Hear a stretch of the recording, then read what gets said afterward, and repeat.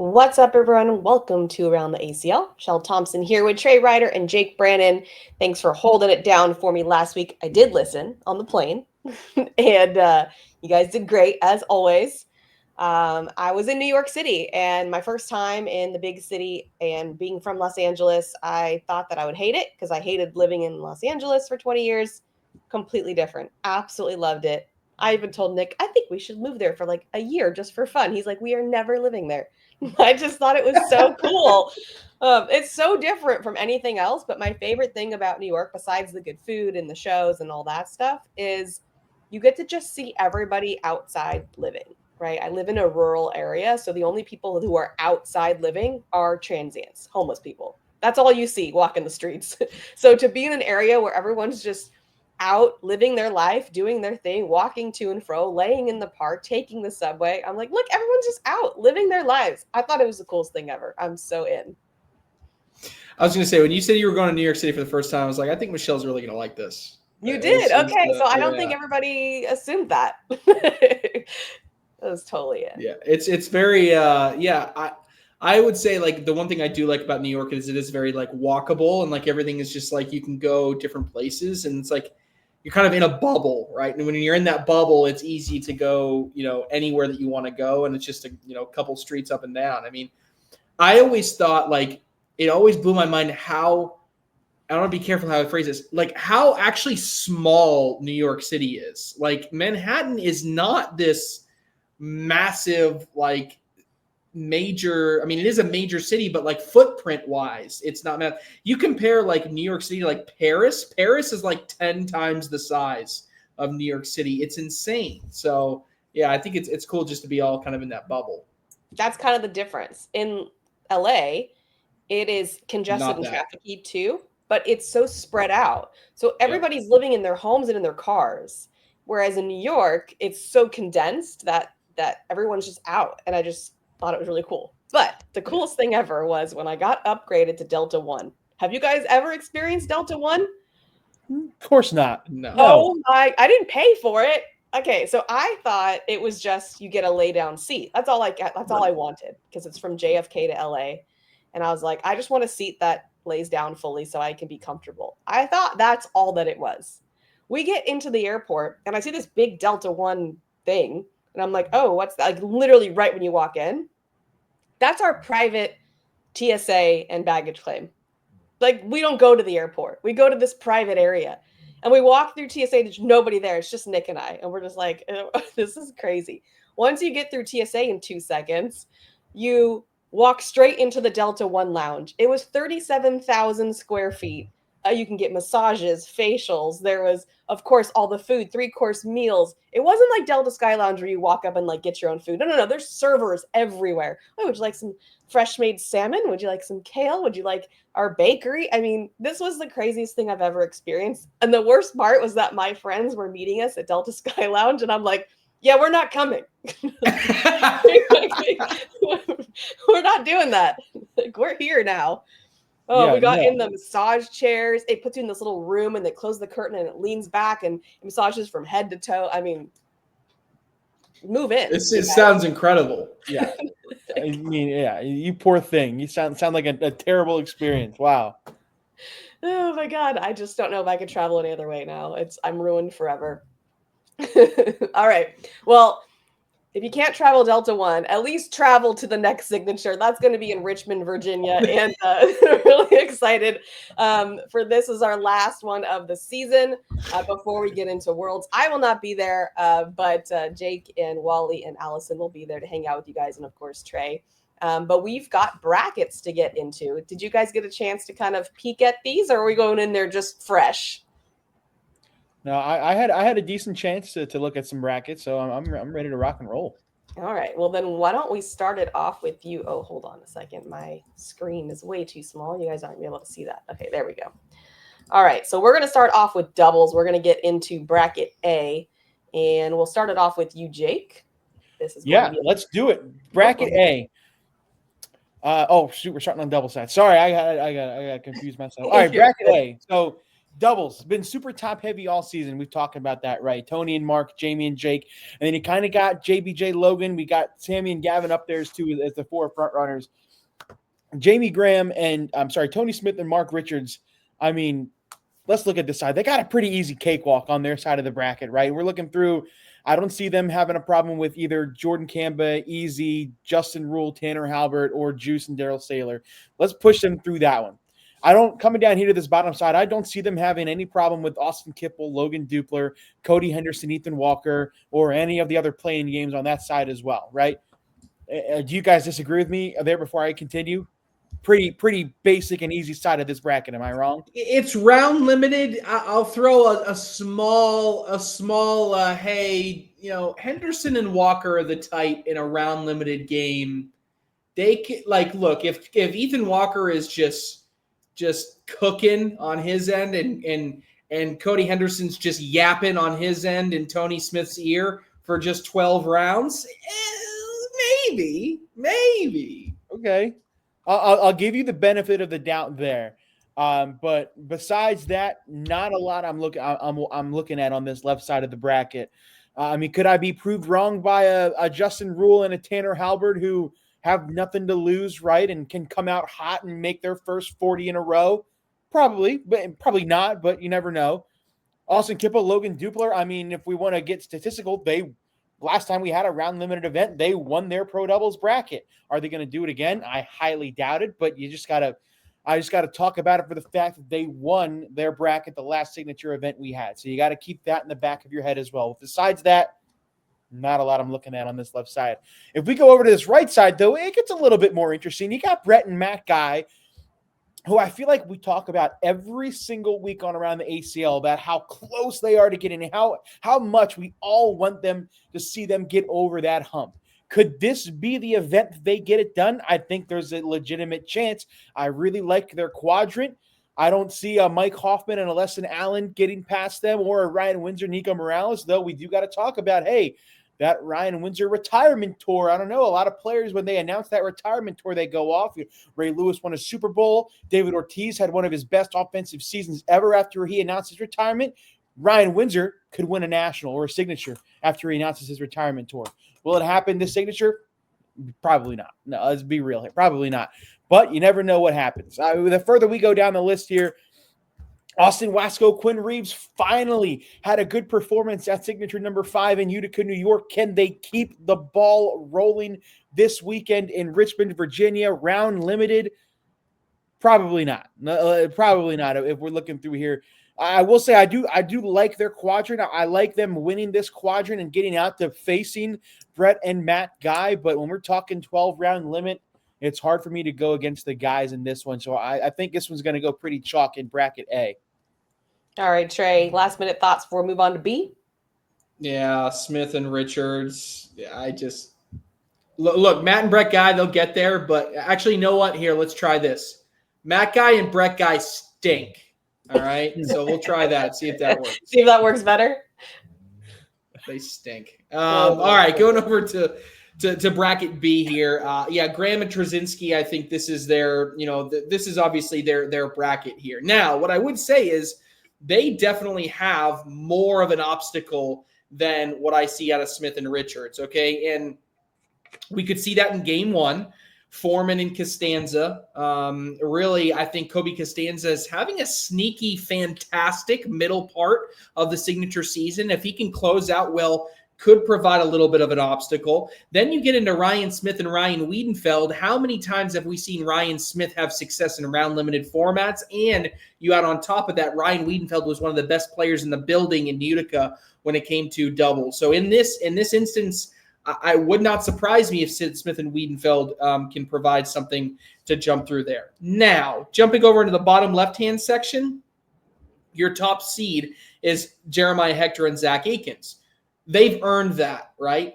Now, what I would say is most people wouldn't peg them as the 4 seed in this bracket. And so statistically, and the odds tell me, whoever comes out of this top left section is going to go all the way to that king seat game. And so I think it's good news for everybody in that bottom left-hand section that I think it's a real toss-up. There isn't really a chalk designated winner that you know for sure is going to come in and take it down. But now as we jump over to the right side of the bracket, AJ Sims and Braden Wilson. If you remember, they won a round limited, a big national last season when it came to shootout format. So this is another team in the same bracket as Graham and Trzynski that time and time again has shown some level of success. Dave Morse, okay, played alongside Sebastian Schaefer-Ford. Here's a little trivia question. Dave Morse leads the league in one stat out of better than any pros in the entire division. Anybody want to take a quick guess at what it is? I wouldn't say PPR. I'm gonna say 4-bag percentage. That's my guess. Close. The right is idea. He has the lowest percent of bags thrown that go off the board. Okay, wow. He is 1.6%. He is a 0.5 percent better than second place in the entire division at keeping bags. So when we talk about round limited play, this is a guy that is not going to waste points off the back of the board and having one of his best seasons. That is a reason why I kind of like them. And then you throw in at the bottom portion of this bracket a team like Matt Wilson and Colby Shearer, who is now a top 10 ranked team.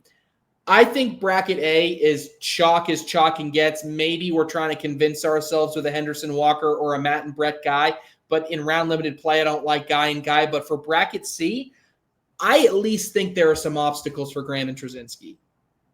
All right, moving on to bracket C, Jake. Unless you have any last thoughts about B. Really quickly, two things on bracket B. Sorry, I got to go back to it. Bracket B. You know, every event we get those CPI projections. They run this test 50,000 times. They simulate the brackets 50,000 times. In bracket B, obviously, Jamie Graham, Jacob Trzynski win their bracket almost 50% of the time. Right? They've won it 20,000 of those 50,000 times.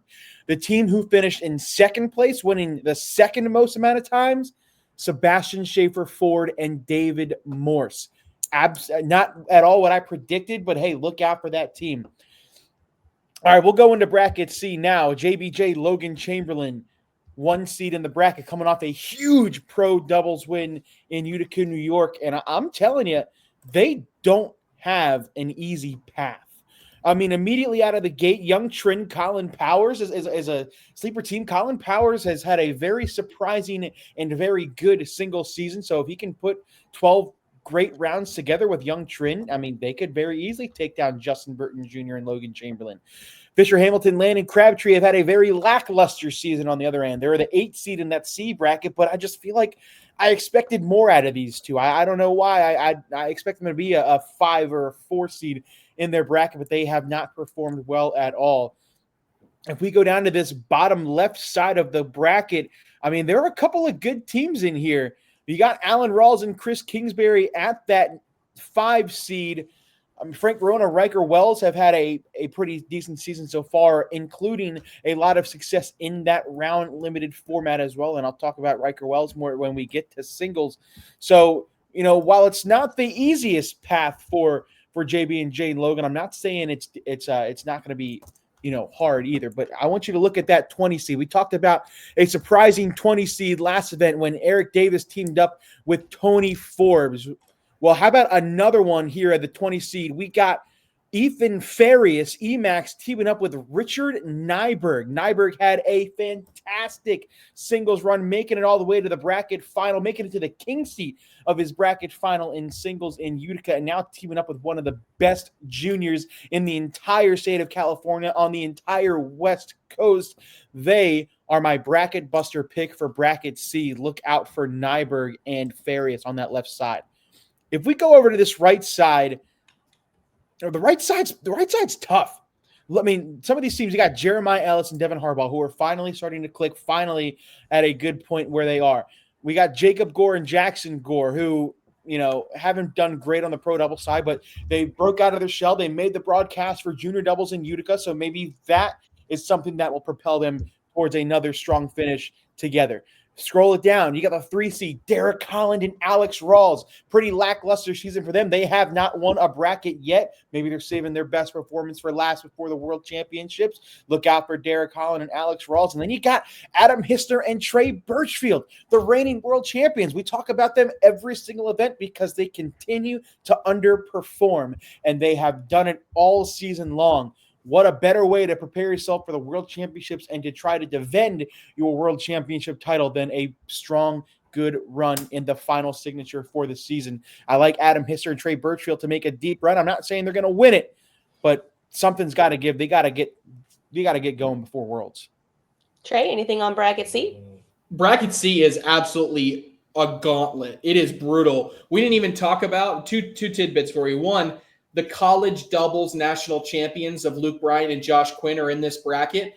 We'd love to see how deep of the run. Hey, guess what? They're not going to do anything, right? Because you got Corey Gilbert and Dean Norton. Then you got Derek Holland and Alex Rawls. Then you got Adam Hisner and Trey Birchfield. Then you got Jeremiah Ellis and Devin Harbaugh. And then you round it out with Justin Burton Jr. and Logan Chamberlain. Yeah, that is as brutal as it gets when it comes to a gauntlet. Here's my fun fact, a stat that does not make sense for bracket C.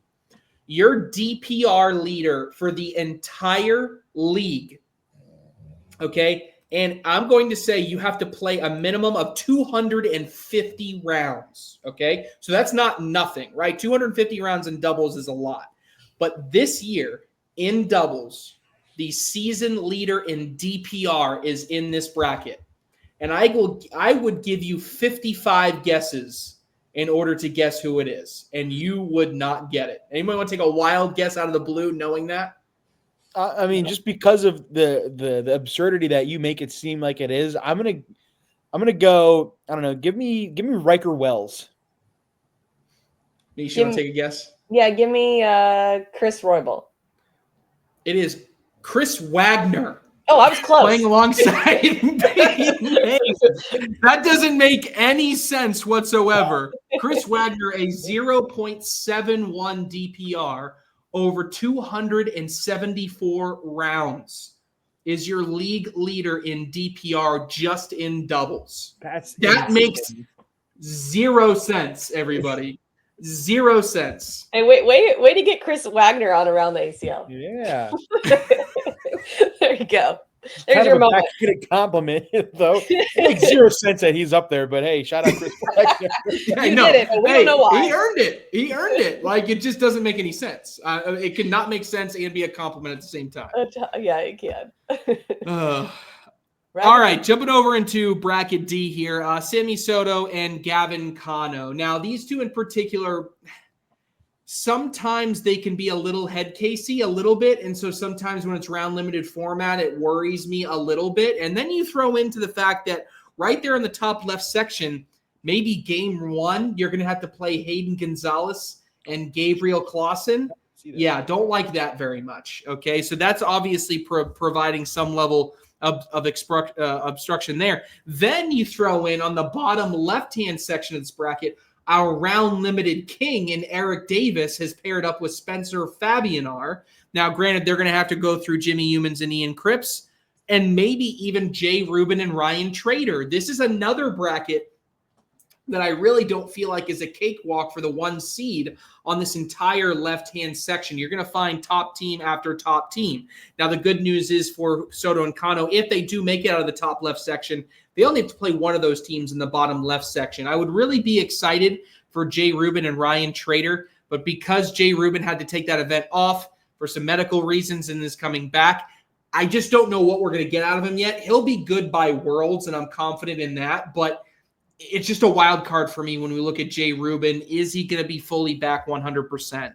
So as we look over onto this left-hand side of the bracket, right, Cheyenne Bubenheim and Jordan Power, I think they're pretty well equipped to be good in the round limited format. And I really, really like the top right-hand section of their bracket. And when you add on top of that, Cheyenne and Jordan, when they're playing their best, are bag runners by trade, where they get in trouble as playing a highly defensive team.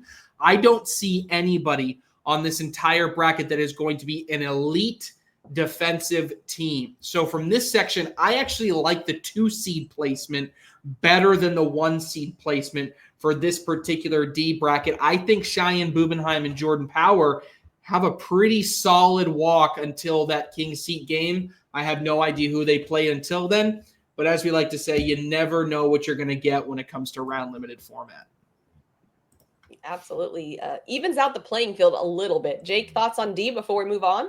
Yeah, I mean, it's kind of alluding to what Trey said, but when I was doing my research for this D bracket, I kept tossing and turning over what I wanted to say for this bracket, because obviously you have Sammy and Gavin, who are, I mean, obviously the fourth best team in the world right now, one of the best teams ever, right? But then you put in that aspect of round limited, and you put in that aspect of, if round one in a random game and Sammy gives up a 2 spot, Gavin gives up a 3 spot, they're down 5-0. They start getting in their heads, and then you have to play from behind the rest of the game. That can affect them way more than I feel it would affect any of the other 3-1 seeds. And that's so hard to come back from when you're in round limited play. It's so hard for me to pick Sammy and Gavin to do well in this bracket. Now, obviously, they performed well. I wrote it down. They won their bracket at signature number 1, which was round limited format, and they finished tied for third overall. But I'm just saying, and it's a big but with this entire round limited thing. All it takes is a couple of back-to-back rounds where you give up a 3 and a 4 or a 2 and a 5. Next thing you know, you're down 7-0, and you got to work the rest of the game to make up those 7 points. It makes round limited format so difficult, and in my opinion, so entertaining to watch, because I don't want to say it really levels the playing field per se, but it introduces some different aspects that we're not used to the game of cornhole, and it allows these other players that we don't normally get to spotlight a chance to shine and make their case as why they're one of the best players in the country. So round limited is fun. Sammy and Gavin kind of scare me. I like Jimmy and Ian on that left side a lot. I think they're due. I love the team of Jimmy Humans and Ian Cripps on that left side. All right. Well, before we move into our singles brackets, we're going to take a little pause. And if you are following our socials, you saw some announcements come across about what next season's going to look like. So Trey is going to walk us through some of those changes, and then we'll finish up with our singles brackets after that. Yeah. I think a big exciting news coming across, and I think both 2 days ago and then today just released on social media. The two big things is, one, the expansion of the pro field, kind of get back towards the roots, going from a base of 250 players. We had originally announced that was going to be brought down to 100, and actually kind of going the opposite direction, going from that 250 number almost to just over 400 as far as those players go, and then expanding the women's, juniors, and senior pro pools to have 90 players each to expand those pro pools. And the idea was a couple different things. Is that we heard a lot of feedback that giving people an opportunity to play for something, play for points that mattered, was really important. And so expanding the pro field to have guaranteed representation from every single state across the country. And we did that so that people can have the opportunity to feel like they always have a chance to become a pro. They can just be the best player in their state in order to do that. So expanding that pro field to really focus on state participation was super important.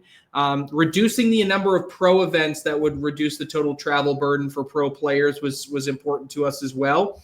And that allowed it to increase the payouts per event to really get players back to feeling like when they go to a big event, it has that big event feel, and they get that big check when they're done, and they get the win. So those were two of the big things. And then even today, we just announced that, continue to reiterate, the ACL is investing in new technology. And I say new technology. This is a new third-party company that is helping to develop our app essentially from scratch. There's certainly some places and things that we're going to, fill in some database so we don't lose the great data that we've collected over the years. But really, this is a new, launch of our technology, the next phase of our technology for running tournaments, to continue to expand, to allow people to, create, standings within their local area, to be the best in your area, to make memberships and running tournaments as seamless as ever. To be able to view your stats in real time and lean in even into the CPI metric that we keep talking about. And that continues to expand across all the things that we do. So it was really important for us to come out with that and showcase that the ACL's 5-year plan is fully invested and fully geared towards growing the grassroots level of the game. And we're doing that through tech and a modified pro division that allows people to make that dream feel more attainable. which was really, really important. And so there's plenty of little details that will come out in the next coming weeks of how exactly the in and out structure is going to work.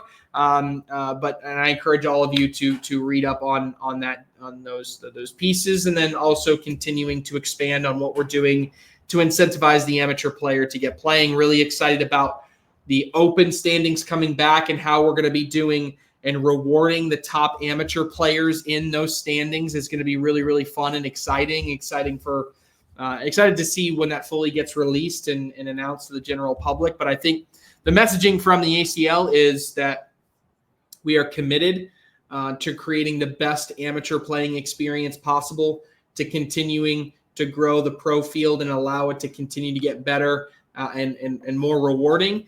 And then we're also truly 100% committed as a company to creating the best technology that there is in order to continue to expand and get more and more people playing in cornhole. So that's kind of our messaging from the top, and excited to continue to lean into that and see how it continues to grow. All the good things. All right, let's move into our singles brackets. So Trey, I'll start you off with it's going to be bracket A, and there you go. All right, so bracket A, and I'm going to take a second to pause here because I think it's really, really important to set up something. And what I'm trying to set up is that, ladies and gentlemen, we have the tightest MVP race that we have ever had in the history of our sport, okay? When we look at the people that could come in and win MVP this season, okay, it is truly 4 different people that I believe could come in and win this.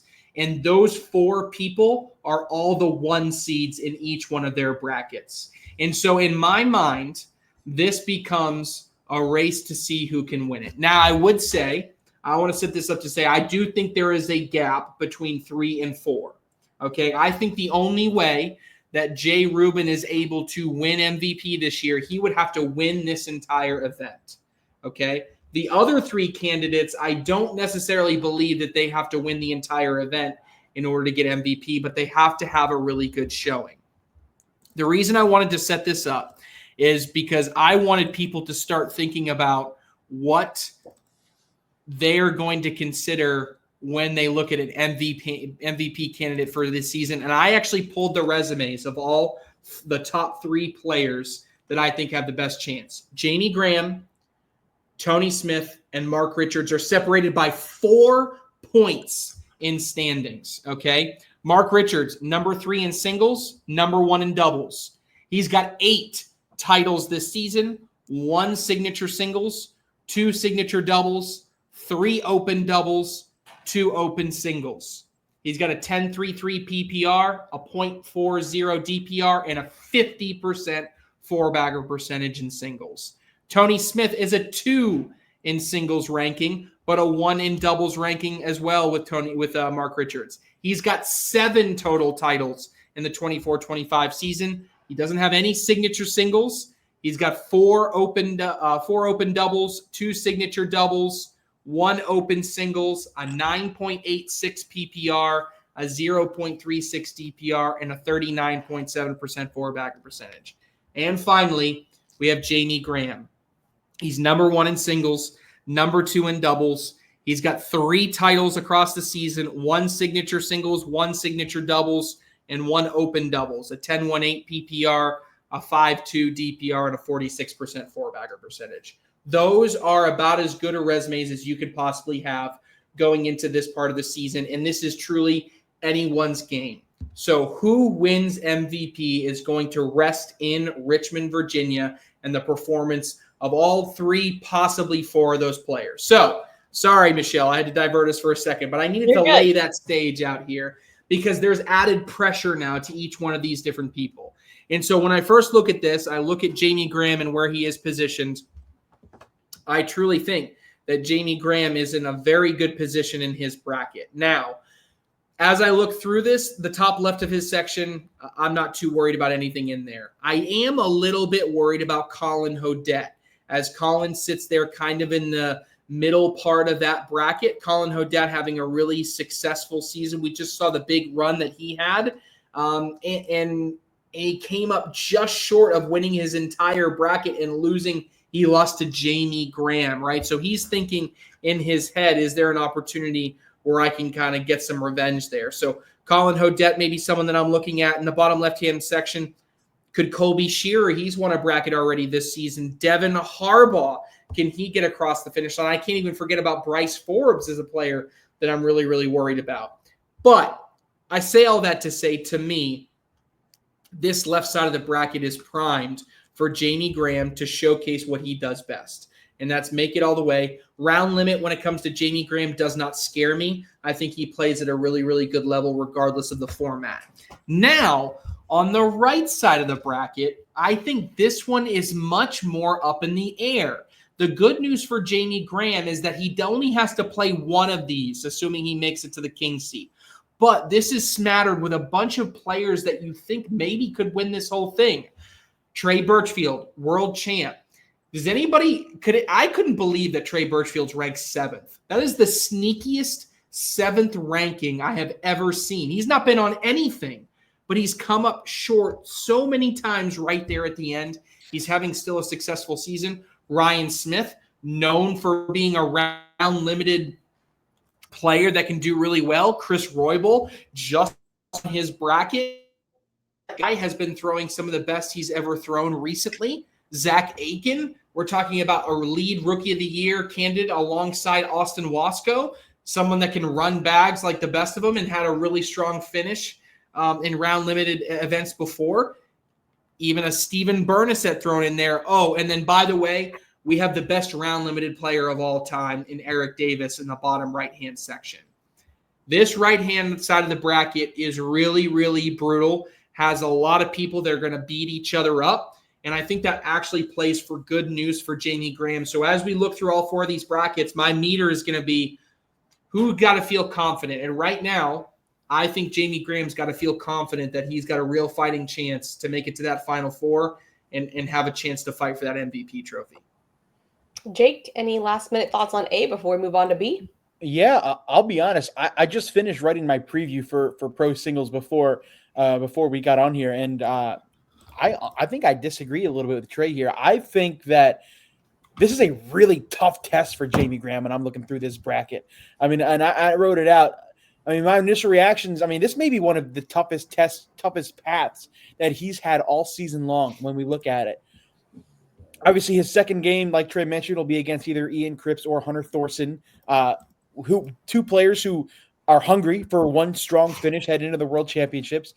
Who, if he survives that, we're looking at either Colin Hodette or Hunter Thorson, and Trey alluded to it. Colin Hodette looking for that, sort of revenge from last event. Hunter Thorson, not great on the single side this season, but again, round limited, anything can happen. If he survives that test, he could face either Colby Shearer, Justin Rule, Bryce Forbes, Jaden Ellis, or Devin Harbaugh. Now, my 2 leading front runners are Harbaugh and Bryce Forbes, 2 players who have had a lot of single success this season. Looking to do one more, and what a better way to do that than by beating Jamie Graham. But then Trey talked about it. Yeah, that right side of the bracket is insane. Birchfield, Smith, Roybal, Aiken, Gore, Almanza, Davis. I have no clue who's going to come out on this side of the bracket. It is going to be a lot of fun games. Like Trey said, they're going to beat each other up, and I cannot wait to watch them beat each other up. But, my one little tidbit from this thing, I wrote it at the end. I said, I predict Jamie Graham will not make the bracket final for just the second time this season. So that's a little factoid of what's to come, but that's my pick, man. I think he's got a tough test.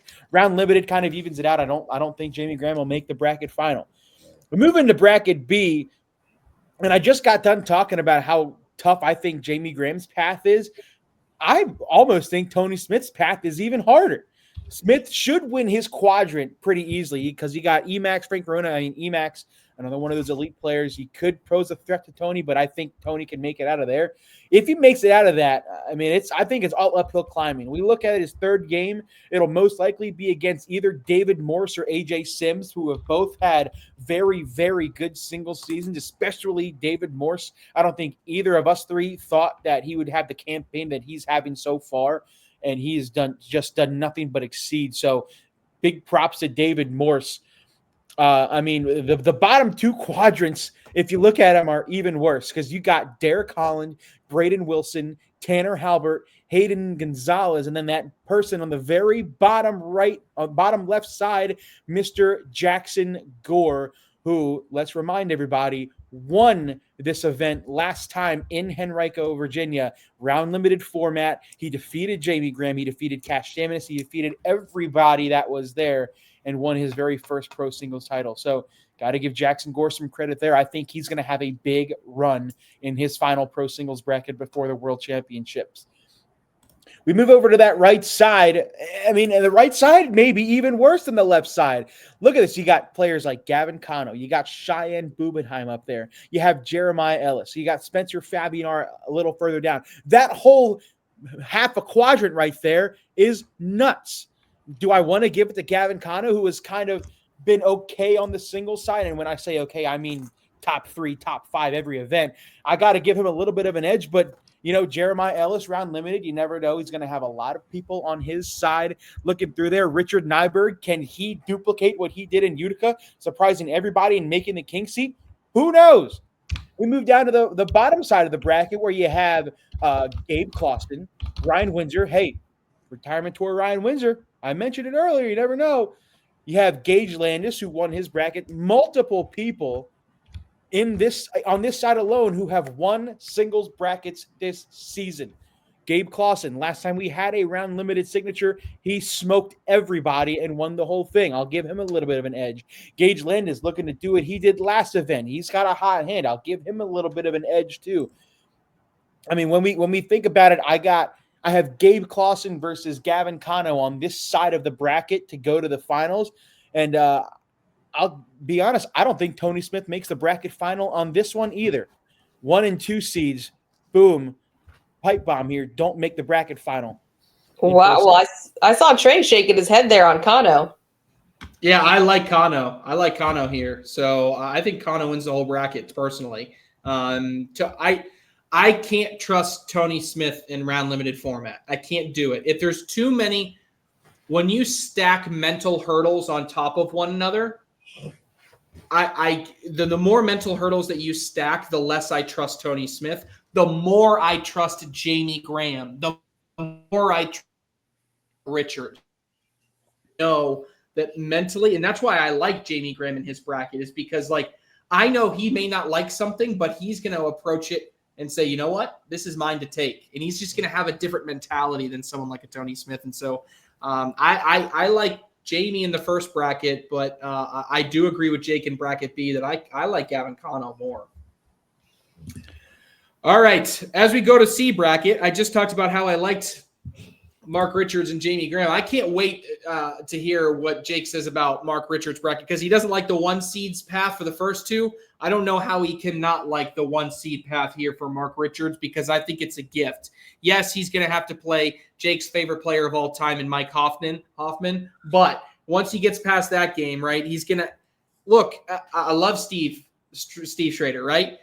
Is not going to challenge. He's not going to take down Mark Richards. Then I go to the next round. The last year playing Ryan Trader, bought in. This year, I just don't see a world in which Mark Richards gets stopped there. So I have a clean path to game 117 for Mark Richards. Clean, right? He's not even opened his eyes yet. He's just cruising along right now, okay? Then we look into the bottom half of the bracket. I could see Cash Chamness or Ethan Walker, right? Maybe. I'm trying to convince myself here that somebody's got a path to take Mark Richards down on this left side. I'm trying to convince myself, right? We've seen Cash Chamness get in that rhythm where he's just going. If he gets in one of those, he could prove to be a little bit of someone that's going to be tough to beat. Ethan Walker, if he's on his game, but I'm trying to convince myself right here, because on the right side of the bracket, okay, now it's a little bit different, right? Now I got Sammy Soto. Sammy Soto would be a legit competitor to Mark Richards, but I still think his aptitude for round limited format isn't, he doesn't like it very much. And so because of that, sometimes I don't see his highest performance in that regard. So I'd be a little bit worried there. But Adam Hissner, one of the round limited players that has had major success in that format. He hasn't had his best season though, okay? Then I go down to the bottom part of the bracket. I'm going to skip Matt Guy for a second and come back to him. Normally, I would see Jacob Trzynski in my bracket, and I would say, I don't want to play that guy. I'd play Jacob Trzynski in round limited format, right? In round 2, I'd look over and be like, man, don't you hate this round limited format? And he'd look back at me and go, you know what? You're right. And then boom, the rest of the game, we're throwing 8s and 9s because Jacob Trzynski, he can't do it, right? And so because of that, I don't trust that section of the bracket. I think it's Logan Chamberlain's to run through. Logan Chamberlain versus Matt Guy in game 108. Guess what's going on the live stream? Game 108, hint, hint, Jake Brannon. Matt Guy versus Logan Chamberlain will be fun to watch. But again, Matt Guy in round limited format, does he get to round 9 in a tie game, throw an airmail he doesn't need to throw and gives up a 5, and all of a sudden he is eliminated, right? So for me, I honestly believe it's a Logan Chamberlain versus Sammy Soto to get to Mark Richards. By then, Mark Richards is cruising. Look, if you were looking for a reason to not want to pick Mark Richards, I wish I had better results for you. I just genuinely don't have an answer for you. Yeah, I have to agree there. Jake, how about you? It's weird. Somebody put a little bug in my ear maybe like 7 or 8 months ago and was like, man, it feels like Mark Richards always has the easiest bracket paths. And like ever since then, I always take an extra look. I was like, man, maybe you're right. Maybe like he just gets so lucky with the randomizer or like with how seedings play out. But this is a clear case towards it. If Mark Richards does not win this bracket or at least make it out of this quadrant, Trey, take him off the MVP ballot. That's how confident I am with what this is. This is ridiculously easy. Like, I mean, I'm not going to spend too much time on it. He's not losing to Hoffman. Sorry, Mike. He's not losing to Steve Schrader. Sorry, Steve. He's not losing to Ryan Trader. Sorry, Ryan. I mean, maybe Cash, maybe an Ethan Walker, who won his very first ever singles title in this same building we're going to last season. Maybe that gives him a little bit of a boost of confidence, but I doubt it. The right side is a much bigger threat. The right side is going to be much more fun to watch with Sammy Soto. Sarah Cassidy, you never know. Again, we talked about it on the double side. She's a player who loves to run bags and will succeed more when it comes to running bags, and that is a little bit of an advantage in that round limited because you're not going to see a lot, as many blocks or dirty board styles because you're just trying to get through these 12 rounds. So Sarah Cassidy could be a little bit of a dark horse on that right side of the bracket.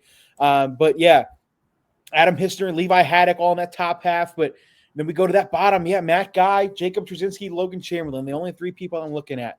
If Jacob Trzynski can find something, get a fire lit under his butt, I think there is a strong case that he cares just enough for 12 rounds a game and can average a 10.5, maybe an 11. I went on a limb here. I think Jacob Trzynski makes it to this bracket final. I think he beats Logan Chamberlain. I think he beats Matt Guy. Then I think he beats whoever comes out of that right side. But again, I think Mark Richards just absolutely strolls to another bracket final here in the C bracket. And we move over to bracket D. This one was interesting. Jay Rubin is back after missing signature number 5. So it's all going to come down to how much did he practice while he was out? Is he going to be rusty at all after not playing in a legitimate pro event in almost a month? And round limited, right? We talk about it the whole time. It's been round limited. We look back to signature number 1, the other round limited format signature. He finished 4th in his bracket. His 2 losses were to Riker Wells. And I have it right here. His 2 losses were to Riker Wells and Sammy Soto. So obviously none of those players in this bracket. So that could be a little bit of a good thing for Jay Rubin. But when we look through it, On that D bracket, we start up top of this quadrant. He's not losing to Timbo Hatton. He's certainly not losing to Ben Brown. Chris Kingsbury could pose a little bit of a threat. I like Chris Kingsbury. He's that methodical player. Jay Rubin's a very rhythmic type player. Now, he's very good at adjusting, but Chris Kingsbury is going to be able to slow that game down in 12 rounds. I would not be surprised to see Chris Kingsbury put up a fight against Jay Rubin.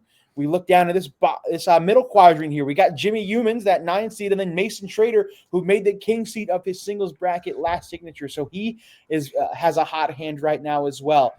And then even further below them, we have Ty Thompson, who is a signature winner this season. Now, we haven't been talking about him much since then, but again, you never know. You cannot count Ty Thompson out. Down below, Riker Wells. Actually, I was wrong. So Riker Wells is in this bracket. So Riker Wells has a head-to-head win over Jay Rubin in that round limited side. Will he do it again? I don't know. Riker Wells is so confusing, right? He's one of those players that we keep seeing in the bracket, and he's like, okay, well, he'll lose here, and then he wins. Okay, well, he's not going to beat that guy, and then he wins again. Next thing you know, he's in the winner's semifinal, and we're like, what is going on? Riker Wells poses a big threat to Jay Rubin on that left side of the bracket. Keep an eye on him. We move over to the right side. It's a lot more difficult, in my opinion, right? We got Austin Wasco and Josiah Arwin, as well as Logan Dupler in that same bracket. Josiah is a singles bracket winner from a couple months ago, so keep that in mind. Logan Dupler was a Rookie of the Year candidate earlier in the year and has since fallen off like a rock. Can he?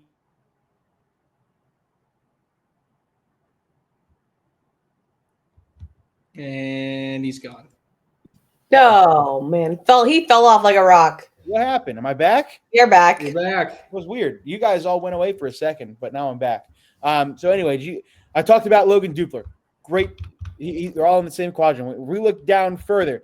You have Tommy Sliker, Dylan Turpin in that same quadrant. That's a tough one, right? Tommy Sliker, last round limited format, he made it to the king seat of his bracket before getting double dipped by Tony Smith. So you got to keep that in the back of your head as well. We look below them. You have Justin Burton Jr., Ryan Wiedenfeld in the same bracket. That's a really tough one. I'm waiting for Ryan Wiedenfeld to break out of his shell and get a good singles performance. Have not seen it yet. So I think Justin Burton Jr. has a clear path to make a really, really strong run. And then you got Matt Wilson and Alex Rawls in the bottom quadrant. Alex Rawls, I don't understand this. He was so good. And this year he has done almost nothing on the singles side. And you talked about Trey Birchfield being surprised that he's a top 10 player in the world. Alex Rawls a 6 seed. That seems high for me, honestly, because feel like I haven't talked about Alex Rawls one bit all season long. But for me personally, I like Justin Burton Jr. out of that right side. And again, it's all going to come down to what kind of Jay Rubin we get. I don't know who we're going to see out of that left side. I think the easier path will help Jay Rubin. So give me Jay Rubin and Justin Burton Jr. on that D bracket. All right. Well, time to get into hot takes. Trey, what you got? Yeah, I set up the MVP race. I'm going to lean into it. I like the A bracket for our 1 seed MVP candidate. I like the C bracket. I don't like it for B and D. He's got Jay Rubin in the D bracket final. I just think it's too soon right now based on what he's coming back from. And then I just think there's a lot of great players in that D bracket. So this all sets up. If the A bracket winner and the C bracket winner win, there's no way, it's impossible that they would play in the semifinals. So the finals in Richmond is Jamie Graham versus Mark Richards, with the winner getting MVP for the season. I'm not going to make a pit. I'm setting the stage. I'm going to let the players decide it. I don't want any influence. That's our finals to determine MVP. All right. Jake, what do you got? I think Mark Richards solidifies his MVP ballot. I think he sweeps the weekend in both pro singles and pro doubles. Whoa. He loves that hot take. You mentioned a 20 seed in doubles and Eric Davis and Spencer Fabianer. I got them winning their bracket. I love Eric Davis in a round limited. Spencer's had lots of close. That's hot. Lots of close encounters towards the end. I think these boys can do it. So that's all I got. All right, guys. Thank you so much for joining us. We'll see you in Richmond and next time.